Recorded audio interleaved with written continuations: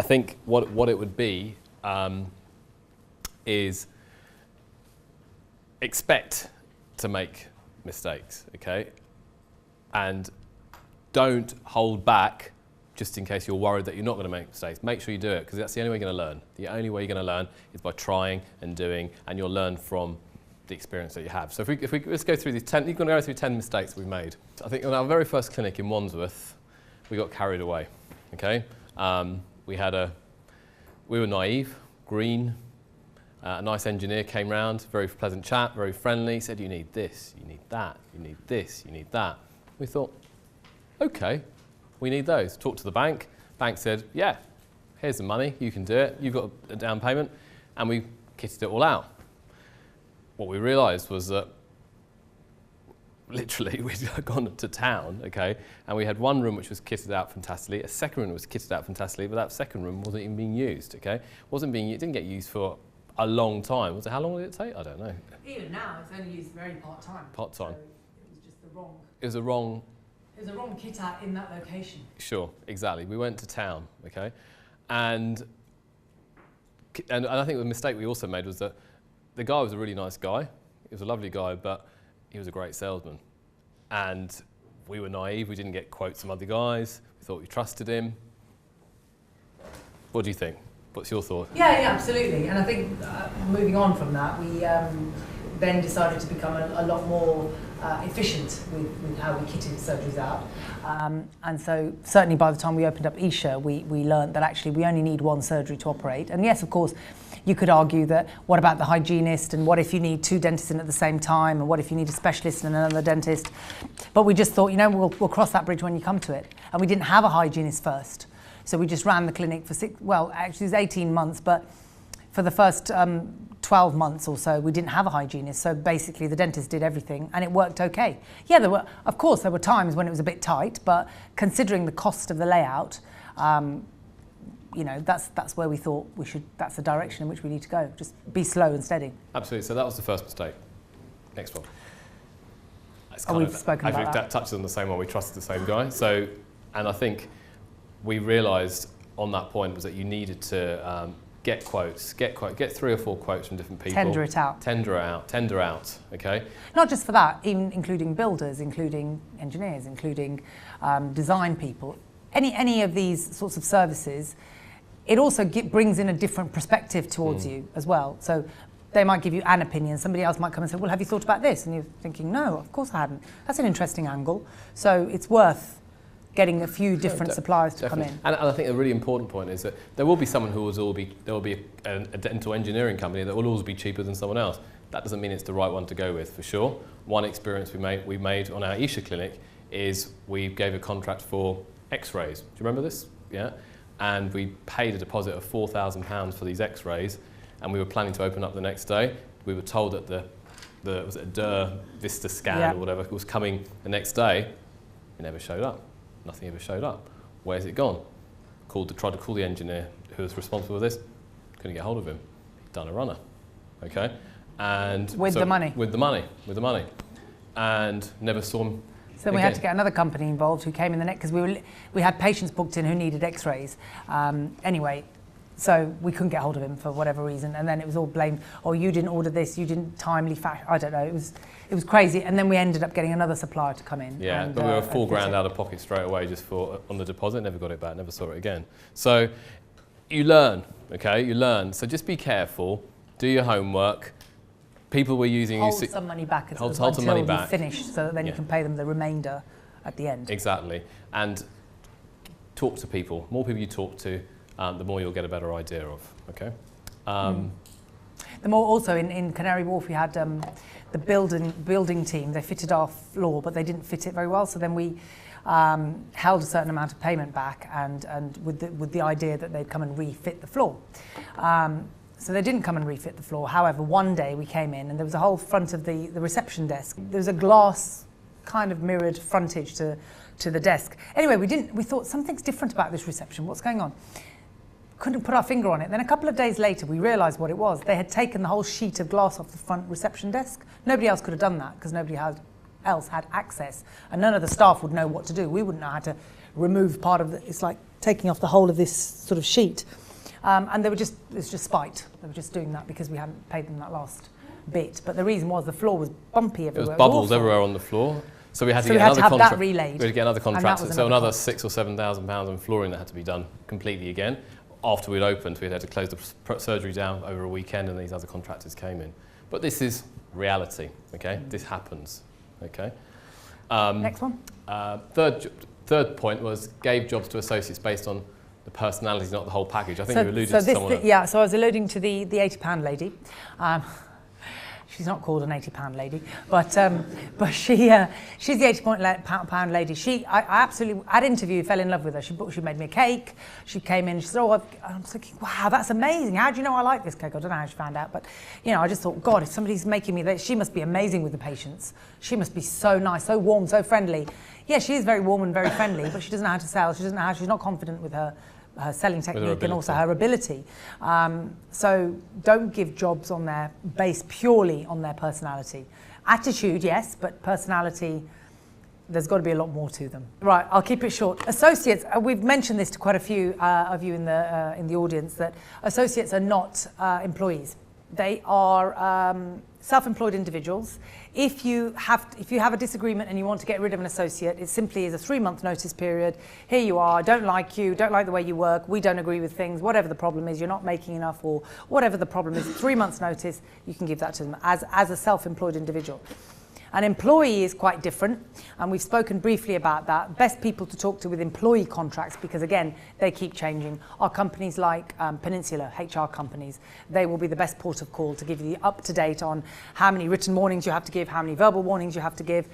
And solicitors firms like Goodman Grant. And solicitors firms, yeah, exactly. They will give you, they're much more up on employment law, but self-employed, make sure that you know that they're self-employed individuals. So little things. So we had an experience where had an associate a few years ago who fell sick and took some time off.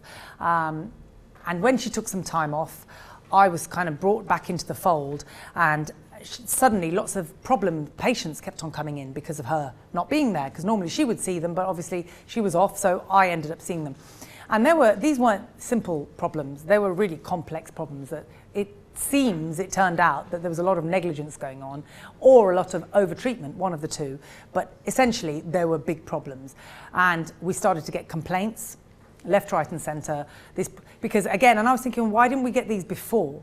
And that was because she would obviously get them in, cover it up and send them away again, but obviously she wasn't there now, so these were, all these problems coming out of the woodwork like no tomorrow. I started to freak out completely, contacted my indemnity provider, I explained the situation, and they said to me the following. They said, look, as a principal, you are not responsible for any of her clinical treatment.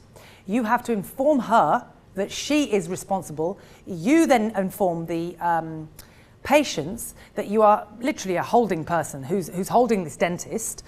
You can communicate with the dentist, but really the problem is the dentist. You have to complain to the dentist, not the practice. Yes, but I've had my work done at the Neem Tree, so it's your fault. You need to rectify this. No, I don't. Politely, no, I don't. This is down to the clinician.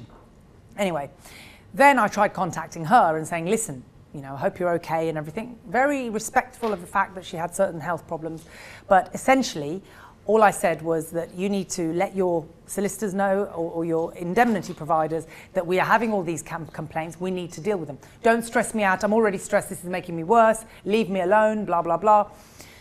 Put me in a very difficult situation, because I couldn't deal with these complaints because they weren't my complaints to deal with. I could rectify them, but what about payment? And then also, it was a difficult situation for me because our little girl, Ashima, was at the time having open heart surgery. So I was obviously quite emotionally trying to sort that out. So I then got another associate in. Now, obviously, the associate wants to get paid for what he or she is doing. So the associate's saying, well, what about, when am I going to get paid for this? And I'm trying to point this out to this dentist, saying, look, I don't mean to stress you out, but can you at least tell your indemnity provider? Why don't you tell them? I said, okay, fine. So I called up their indemnity provider. Their indemnity provider obviously said, sorry, Dr. Mehra, we can't speak to you. I don't know who you are, don't know, blah, blah, blah. Our person needs to speak to us. Going back to her, could you please speak to so-and-so? Don't stress me out. You're really stressing me out. Blah, blah, blah, blah, blah. I don't want to know about all these problems. I don't want to know. I don't want to know. Well, that's fine, you saying you don't want to know, but who has to deal with the patients? Meantime, the associate, and these aren't simple, can you replace a filling? I mean, these are like big mess ups, okay? These are, some of them are endo going wrong, this going wrong, that going wrong. And I was so stressed because it wasn't even stuff I've done, but I felt like I was guilty for it, even though, you know, it was nothing to do with me. Anyway, to cut a long story short, fast forward a few months, she handed in a notice. I thought that would be the end of it, but it wasn't. About a day or 2 days after she handed in a notice, I got another letter, a solicitor's letter, saying that she was going to sue me for constructive dismissal and take me to tribunal, employment tribunal, because she felt that I was trying to oust her out. And I said, where in all of this does it look like I've ousted you out? I'm simply following protocol. You know, you tried to stress me out and you tried to move me out of the practice. Not at all. I mean, you coming back to the practice would be my dream come true. Then I wouldn't have to deal with all these problems. You would be dealing with all these problems. So, you know, the only reason I've been stressing you out is because I want to get the proper resolve for these issues. Anyway, this took months. And of course, those were months of stress on your head, right? Because again, not only is this a problem and she's not forthcoming and then you've got your indemnity provider going on at you, you've also got patients coming in every day. More and more were coming, more and more. And I don't even still think that we've recovered from that because the practice just went completely collapsed under it. Anyway, fast forward a few months, we went to this tribunal. But one quick point to interrupt though, she was claiming constructive dismissal. However, that's an employee term, okay? Yeah. We thought she was a self-employed individual, but when it suited her, she obviously started to state, I'm an employee of the Neem Tree, and this is, hence she was trying to take us to a tribunal to claim she was an employee, and we'd obviously treated her unfairly, okay? And at this tribunal, absolutely, many points came out where reference was made repeatedly to her being treated as an employee. So, for example, things that you do out of the goodness of your heart, you get everybody a uniform, you get your staff, your nurse, your receptionist, whoever, and you get your dentist, just so that they look the part, right? So you've got Neem Tree written here, so everybody looks the same. So I wouldn't even think twice of not buying that for my dentist. I would buy that for you. You're a team, I'm going to buy everybody. So she threw that in my face as if to say, well, look, she made me wear a uniform. What does that tell you? Does that tell you I'm an employee, or does that tell you I'm self-employed? Obviously, I'm being treated like an employee. Then there were incidents. I'm telling you all of this so you hopefully will learn and not make these mistakes. But there were other things, like there were lots of emails flying back and forth between my practice manager and her saying, can you please come to this practice, this staff meeting? Or can you come, we're having a dinner or a party, Christmas party or a dinner laid on by Smita, you know, by the principal. She will pay for everything, but can you please come to this dinner? It's good for team building, it's really good for friendships to form, it's just really good for morale and motivation, etc., etc. Please come to this. And emails going back, no, I can't come, I've got this commitment, that commitment. Oh, please do come, it's really good for you, blah, blah, blah. So again, these emails were all thrown in my face as if to say, does this look like I'm self-employed? I was forced to come to these meetings. I was forced to come to these parties I don't even want to come to, right? So there was all of that. All of these, the reason she was coming up with this is to prove that she's being treated like an employee. Okay. Then the other thing about, oh, what's this about giving 4 weeks notice for leave? Because what we request is that everybody gives us 4 weeks notice.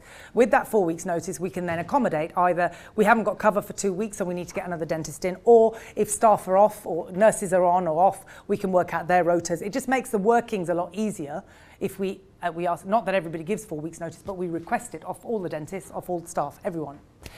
Again, that was thrown in my face. Oh, 4 weeks notice, really? Do you see any self-employed people having to give notice for 4 weeks? This is employee attitude. They're treating me like an employee. Anyway, all of this was thrown. But the saving grace that I had was that she had signed a contract which quite clearly stated that she is a self-employed individual and will work as an independent person, will employ a locum tenens if she has time off, all the usual words around being self-employed.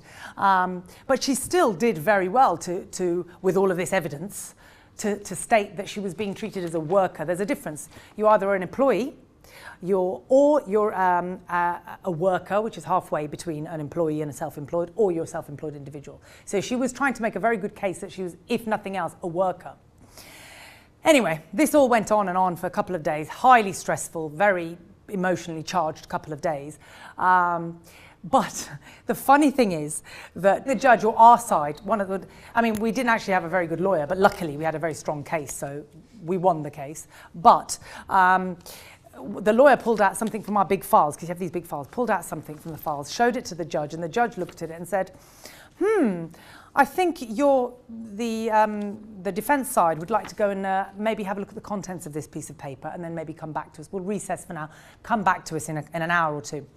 Basically, on this piece of paper was written the fact that she had done exactly the same thing that she was doing here with her previous principal. Only there, she had taken him down for sexual discrimination, pregnancy-related discrimination, constructive dismissal, and blah, blah, blah, yada, yada, yada. Honestly, when this came up, I was just like, oh, there is a Lord. Because it was quite clear that she's the sort of person who's a bit of a serial, let me just sue you type of person, you know. Let me just see what I can get. You know, why not?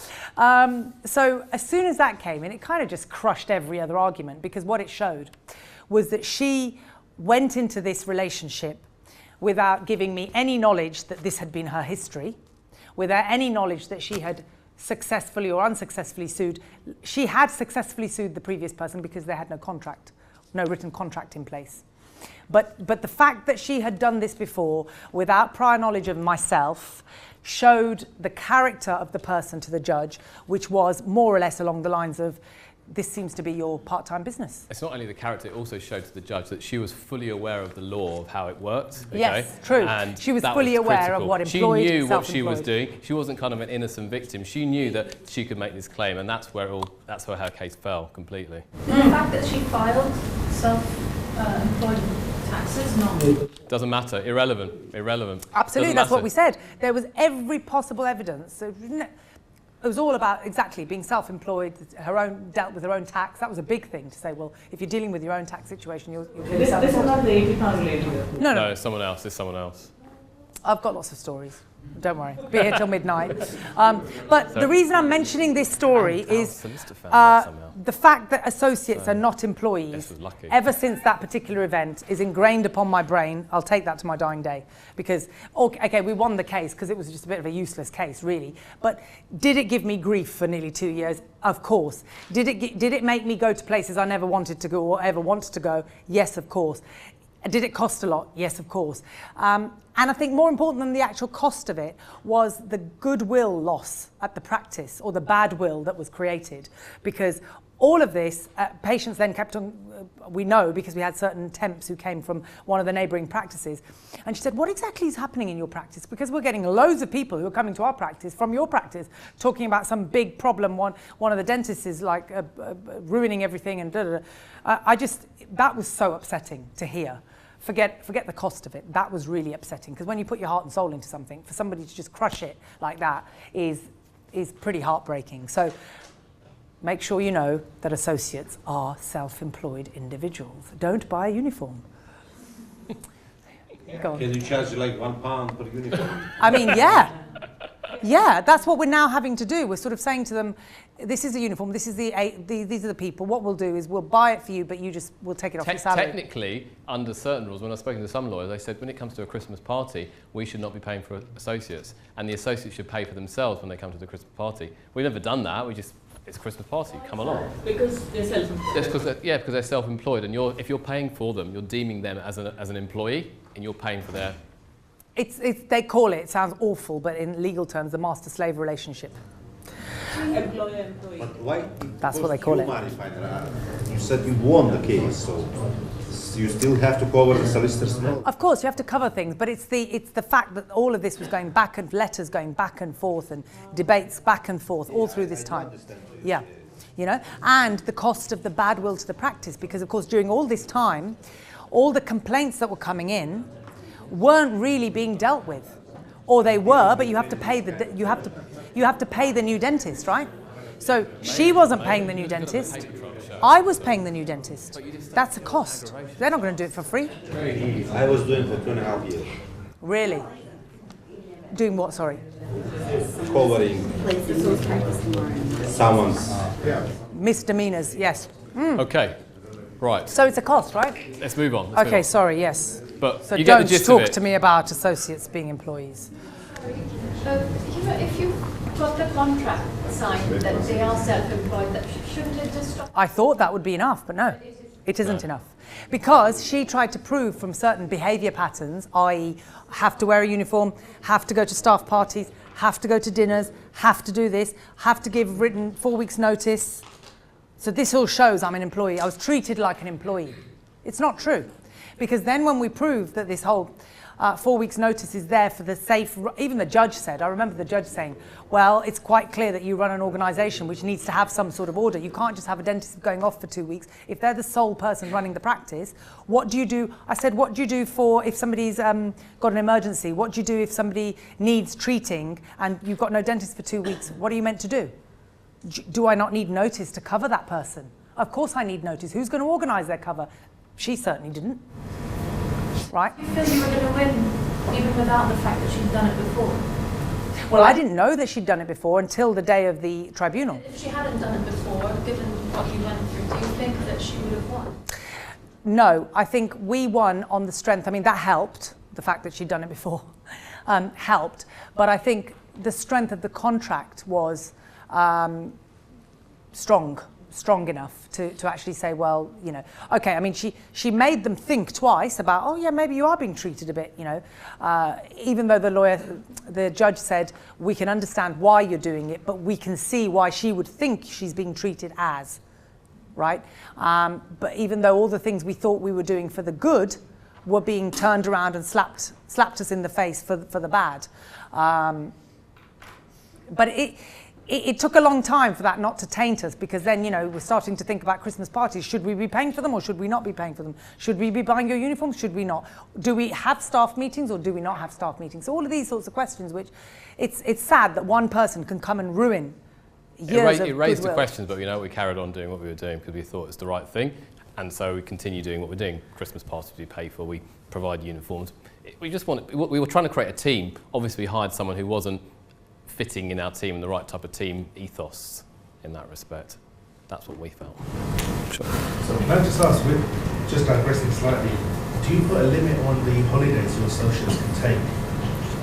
No, we can't. You can't. You're not allowed to You're for not that allowed very to. reason, That's for that because very otherwise you're deeming don't. them employees. But we do we say we'd prefer you to just take 4 weeks a year, but if they want to take 6 or 8, ultimately then they of course have some the of them choice. take 2 weeks to go to Rio to do this course, and then 4 weeks to go to wherever to go on another course, and before you know it, their time off is not 4 weeks, it's 8 weeks, which has been a problem in the past, but there's nothing we could do.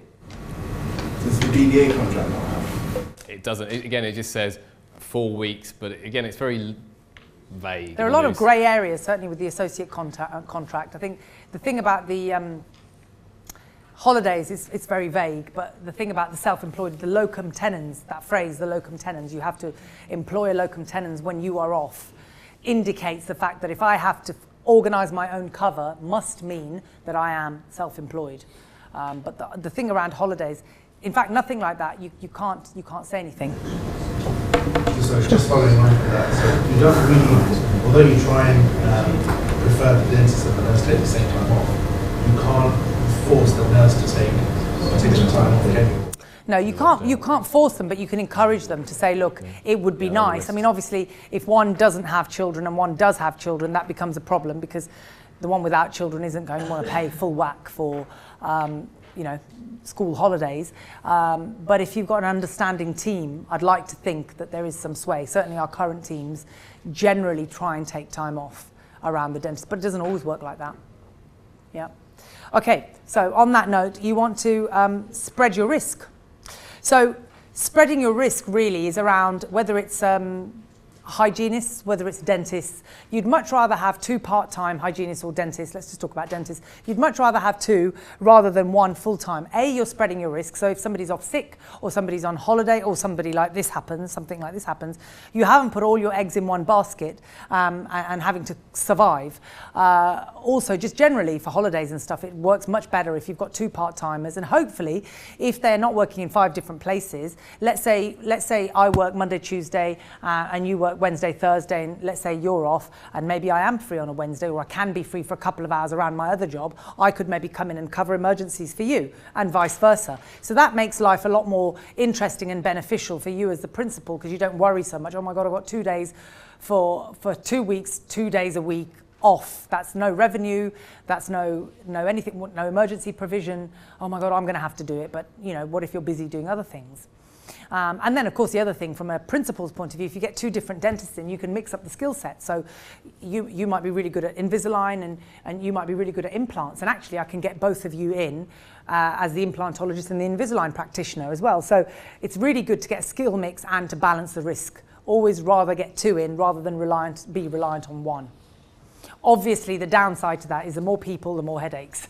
So, but balancing that, I would still say it's better to get 2 rather than 1. I'm not saying get 5, but get 2.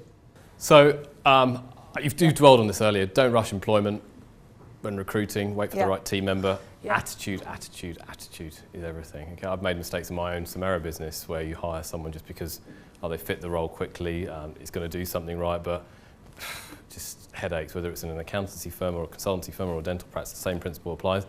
Attitude is everything. Someone who's going to work with you, who's motivated, who's got the same ethos, and they can buy into your vision. That's what you want. Okay. Leases. You mentioned this the other day, but I will reinforce this point. I have seen people sign onerous leases, so make sure that you understand what you're signing when it comes to signing a lease.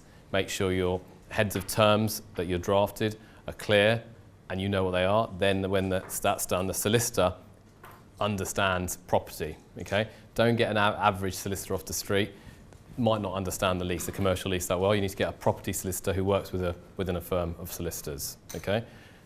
Question?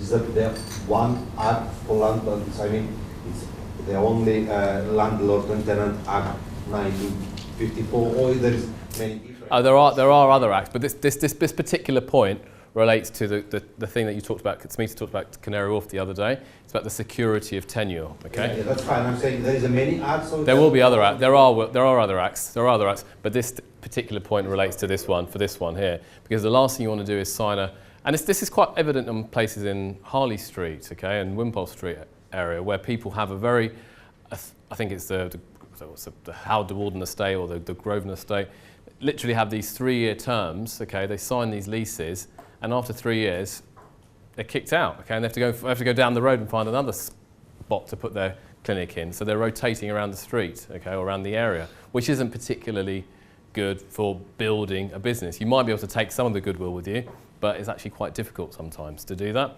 So, and in the instance of our Canary Wharf site, we knew we had it. We understood the full problems that could arise, but we also planned year 6.5, year 7 that we're going to try and get out, which we did successfully. Okay, so understand the Landlords and Tenants Act and talk to a property solicitor that makes sure that you are protecting your goodwill over the long term. My specialist subject, yeah. So keep a tight rate on the spending. Yes. I'll make myself comfortable. I'll keep it short. It's where can I start? I'm not going to. It's about. I know how exciting it can be to open up your clinic. I know how exciting it can be to see, oh, it's going to look wonderful, I'm going to get this piece of kit, I'm going to buy this chair, I'm going to buy this x-rays, I'm going to buy this CEREC machine, I'm going to buy... Suddenly you've got all this wonderful kit, and then suddenly it's just sitting there gathering dust. You don't want that. Everything you buy needs to be able to provide a return on investment for you. You can use it, okay? When things are getting positive, then you think, right, I can buy the next piece of kit, okay? I've seen people buy these microscopes, thousands upon thousands, and they use it like twice a year, okay? Buy things that you're going to use, okay? CEREC, 60 odd grand to buy a CEREC machine. Again, they get excited, use it, but how many CEREC kind of things do they do, or lab kind of things do they do? Not much, because they haven't been trained in it properly. So just keep a tight rein on spending, especially when you're starting out. And then when you're building up, then you can buy the extra toys and things that you want to buy. Okay? Sorry, an OPG machine or something like that. Are you? What's your plan? Is it? Would you be doing implants? Would you be doing? General dentistry, ortho. Sure. Eventually. Sure. To be honest with you, in our own clinics, what we do, since we were a startup, we didn't get OPG machines or CT scans. We didn't do any of those. We thought, right, they're 40, 50 grand. You know what? We're going to just refer out when we need to do it. If you're going to be doing a lot of implants and that type of thing, fair enough. Maybe it might be a worthwhile exercise to do. But when we were setting our clinics up, we didn't. But you have in Fleet Street. We do in Fleet Street. We do in Fleet Street. We do, and that's obviously what we're trying to do is get all the practices to refer to that practice. But it depends. Again, as you've just said, if you're doing a lot of, if we were one clinic and that was it, and we just had one chair and we weren't really focusing on implants or ortho, we're focusing on GDP work, then perhaps it wouldn't be the most productive 75, 80 or however many grand that you're spending on. But it depends. If you're doing a lot of that kind of work where you are doing implants, ortho, or you're going to get referrals from other clinics like we are doing there, then that's different. I mean, you know, go for it. But it is about getting the best bang for your buck. So even with regards to marketing, like recently I was told that we should pay £500 for the local hairdressing salons, beauty clinics, etc., to get all of their data for all of their email addresses, so we could email them all regarding a Botox evening in Fleet Street and invite them that way through email. There was that £500, or my idea was actually, I'd rather, instead of spending that £500 there, what I'd rather do is I would rather just get some flyers printed relatively cheaply, take these flyers, get the receptionist or whoever to go to these hairdressing salons, actually strike up a rapport with them and say to them, this is the sort of evening that we're organising, it's fabulous, there's champagne, there's this, there's that, and also such and such doctor is going to be there and he's going to be telling you all about dermal rollers and this and that and smile lines and blah, blah, blah, and Invisalign, or whatever it might be. What do you think? Would your clients be interested? Would you be interested? Hopefully they'll say, yeah, that sounds fantastic. Just say, question, where do you like shopping? What do you like, where do you like going shopping? Hopefully they might say Zara or Topshop or Starbucks or Dixon's or Maplin or whatever they might say, depending on who you speak to. Maplin's, you never know. Tell how old I am. But depending on who they are, you read what do they like, and you can just. So what I'd rather do is say to them, look, what I'd like to do is I'd like to give you some vouchers for. Let's just stick with Zara. Maplin's. Say Maplin's. W.H. Smith. I'm just going to give you some vouchers for Zara. I'm going to give you £50 vouchers for every 5 patients that you refer to me, and these are for you, no one else. I want you to have these vouchers, and obviously come along to the evening, and we'll take it from there. Now, that's the £50 that you are physically spending, but I'd rather go to 10 different hair salons and do that, because I know that I'm only spending that £50 when I've got 5 patients coming through my door, rather than the £500 that I've spent. And effectively what I'm doing is spamming 500 or however many people. So I think what, sorry? Legal. What's that? To give this kind of payment to someone. Well, it depends on, you can just say that this is a thank you. It depends how you phrase it. Obviously, if you say, well, this is a bribe for you to go and get some, for you to give me the patients, you can just say, as a thank you, if you give us, if 5 patients turn up, obviously I'm not giving them to you now, but as a thank you, I'd like to just, it's like buying flowers. I'm buying you some flowers, I'm buying you some, it's not cash. Big difference, especially if it's Maplin's when we get there. But yeah, it's how you phrase it. What we're trying to say is that spend that £500, but spend it wisely. That's what the point of this conversation is. Yeah? Okay. Question. Previously, I know it's a bit different, but you were saying you don't like patients to go somewhere else to yep. them out. So where do you send your patients to get an OPG, or where did you use to send your patients? We always have, historically, always sent them to, for example, CT Dent, which is a clinic based purely around imaging, rather than a dental practice. Now, of course, we send them to Fleet Street, but we typically have only sent them, we wouldn't want to send them to a neighbouring dental practice because of course they can walk. So you've got to see, depending on your funding, I mean obviously if you're going to have high demand and scan every patient that comes through the door, brilliant, because you'll pay for it yourself. And of course then what you should do is have it as a service to your associates and say, look, I can't give you a cut of this. They hopefully will be just grateful that they've got a scanning facility in their surgery. Did you think of renting? I don't know how much it is, can you rent it? You can rent them as well, yeah. Well, yeah, I think at the time when we did, because remember, each of these clinics we did were startups, so we thought we're going to do it on a not on a shoestring, but keep it really tight. To be honest with you, we could probably use one definitely at the Isha site, and we're talking about doing that. Yeah, we are considering it. But it's just a matter of getting around to doing it. So. But yeah, you can rent one, of course. Especially one, that you're paying on a monthly basis. That would be a lot better. When you say about keeping it tight at the outset, how many of your builds have gone over scheduled time, but financially, how many of them have gone over your budget? Good question. I'd say you'd always going to give a contingency of about 10%, okay, on all of these things. I think the first clinic, as I said, we were naive, so we just did what we were told and we paid, and we shouldn't have spent. The second clinic we did in Canary Wharf, we were... Yeah, but a large amount of cost for Canary Wharf was in the stuff that you couldn't see. Yeah, there were lots of obligations. With Canary Wharf management. You had to, everything, all the building materials you had to supply were of the highest standard, so we were kind of committed there, okay? Isha we could be more careful with, because we bought the building, we could choose what we wanted to put in. So we did well on Isha, I think. We actually did very well on Isha. We were below budget, okay? Fleet Street, it was a big spend because it was a big clinic, and it was a flagship store. A big spend, no doubt about it. But I think on budget-wise, we probably were similar to what we were expecting to spend because we'd planned for that already. Okay. But you do have to plan for a buffer, so plan for spending a little bit extra. If you don't spend it, fantastic, plough it into your business. So you're saying about 10% contingency build? Yeah. And then after, I think you were saying as well, depending on how you're going to structure your practice, whether you're working it yourself or associates or whatever, your buffer for the first, till you get to your break-even point. How are you calculating that? Have you got a formula to calculate that? Yeah, so the way you would work it out is, especially when you're starting out, you'd work out what your working capital requirements are. So you know the cash flow we were looking at the other day, we'd want to work out what are we expecting to earn and where is our lowest point of what our negative cash flow is, okay? So we would then say month 6 is when we'll really need the cash. So we'd go to the bank, if we needed to say this is an overdraft facility we'll need for when we start out, okay? Again, these are all based on projections. It may work out better, it may work out worse, but at least you've given it some thought to say how it's going to build, and then you go to the bank and they'll say yes or no to an overdraft facility. And I know when we did our Wandsworth site, we arranged a £20,000 overdraft facility from day one. Canary Wharf was exactly the same, 20,000. Isha, we didn't need it, to be honest with you. We didn't require it, but we could have got one if we wanted to. Okay.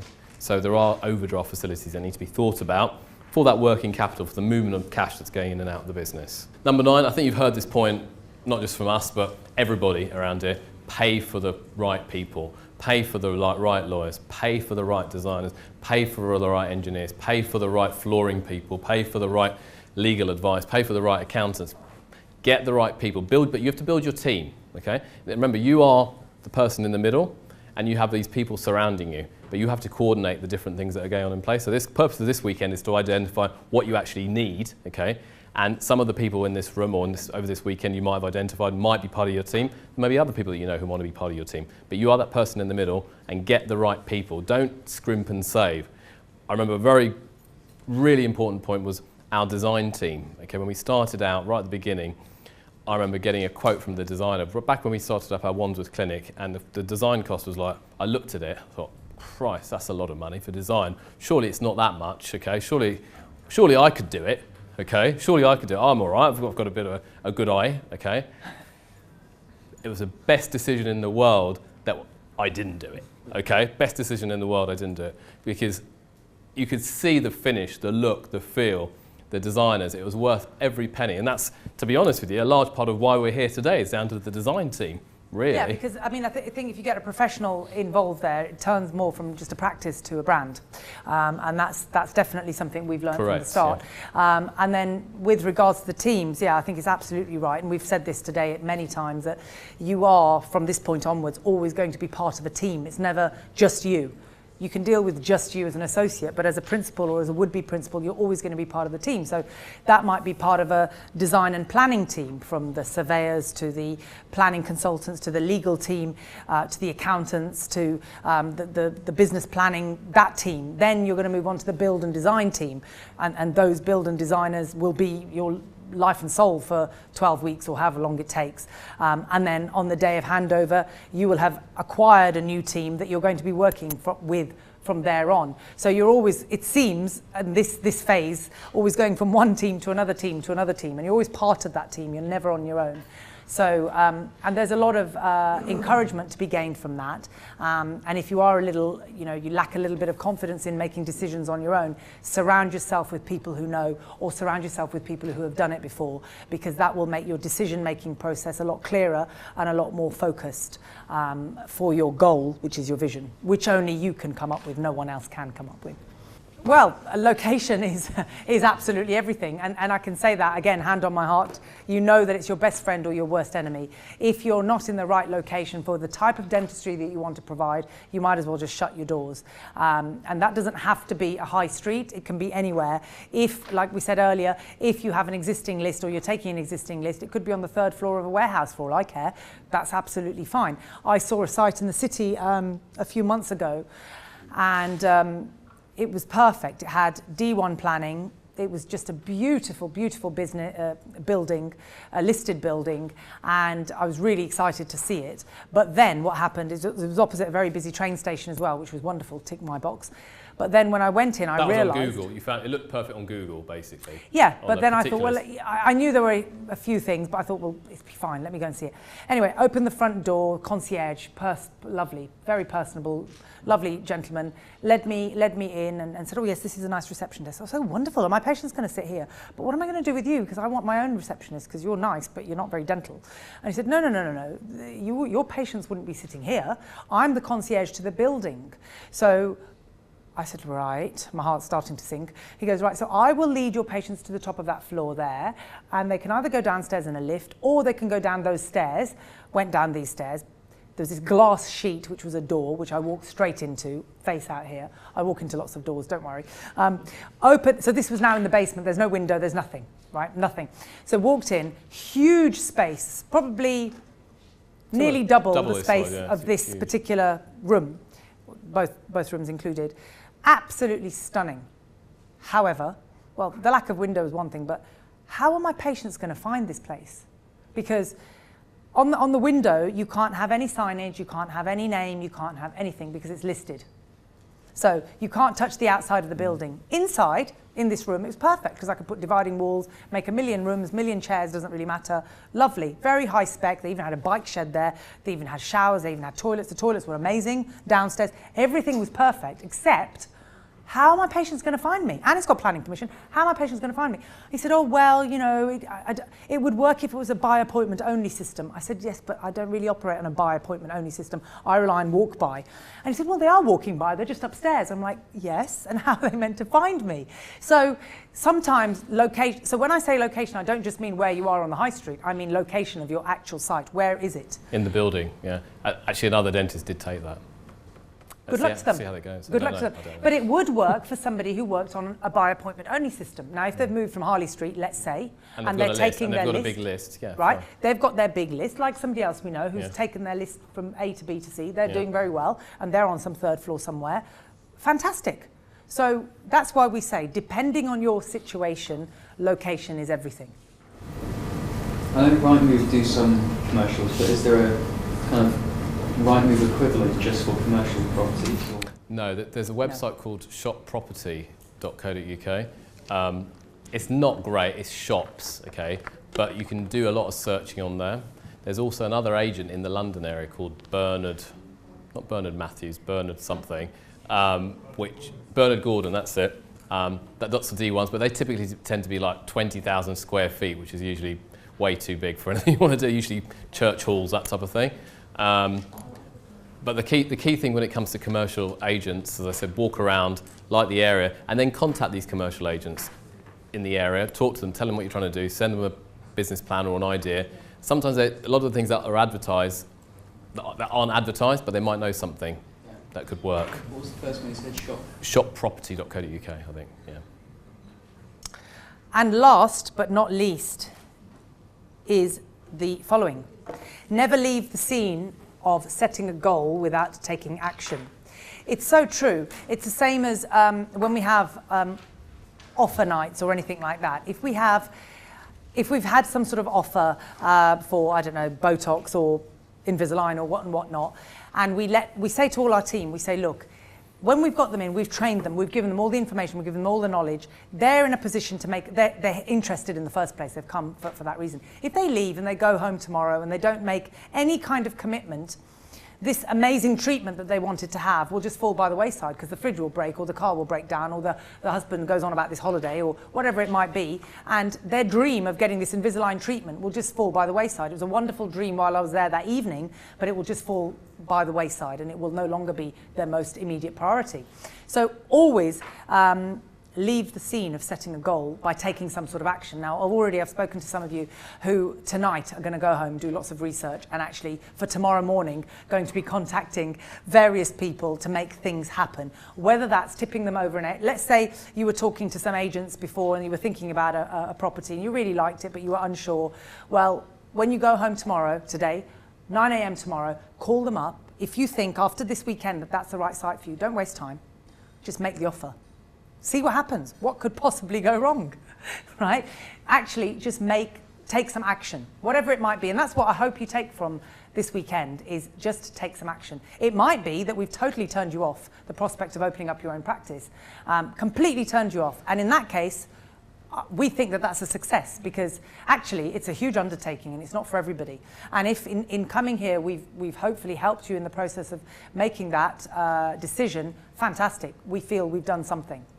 But if you haven't and you still have got this burn, this desire, and it's getting stronger, then do something about it. There's plenty of people in this room, in this building, that can help you make that decision, but just make it happen. And then there's the offer that you're talking absolutely. about. I think just to echo what Smita was saying is that we've done these courses before. The people who tend to go on and to do these things are the ones who actually physically take action, whether it's sign up to an offer to join us and do something with us, or whether they go and commit to a property, but they actually make it happen. Otherwise, you will go home, you'll go and see your respective spouse, children, life will get in the way, and eventually you kind of, oh, that was a great course, but nothing's really happened. You physically have got to take action. You've physically got to make it happen. I'm not going to do it for you. Smita's not going to do it for you. It's you, and you have to step out your comfort zone, okay, and do it, because this is all about, all of you are all very capable of doing it, and you're all probably more than capable of doing it.